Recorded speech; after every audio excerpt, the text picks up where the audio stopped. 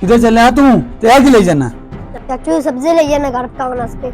सब्जी ले जाना। उड़ चल बाजा, चल चल निकल जा, नजर ना आए मैंने ते। चाचू नाल जा, मेरी बहन बड़ा भूखे ने, उन्हें रोटी पका के खवानी।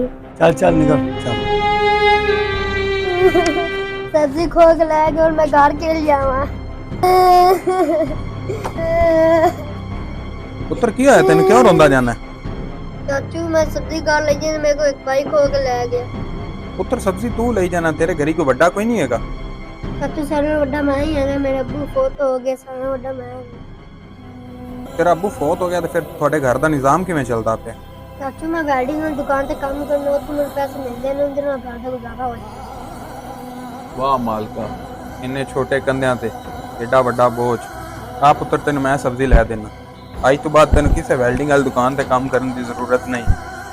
आज तो बाद तू स्कूल जाना है, तेरे घर का सारा खर्चा मेरे जिम्मे। ठीक है चाचा, आज बाद मैं स्कूल जावांगा, दिल ला के पढ़ांगा। मैं बड़ा अफसर बन के आज बहन भरावां दा सारा बनांगा। अस्सलाम वालेकुम। वालेकुम सलाम। अजीम भाई, आ बच्चा जो भी थोड़े कोल कोई सब्जी वगैरह लैन आए ना, तुम इनू दे देना। तो मैं महीने बाद तुहानू इकट्ठे पैसे दे दिया करा। ठीक हो गया भाईजान, और कोई हुक्म? बस यार ना तू आई दे इनू सब्जी दे दे, ते जो भी तेरे कोल आवे ना खाली हाथ ना जावे, इंदा तू ख्याल रखया करना। ठीक हो गया साहब। लै पुत्र घर लै जा, ध्यान नाल जाई। अगर आपके इर्द गिर्द भी ऐसे यतीम बच्चे मौजूद हैं तो उनकी मदद ज़रूर किया करें।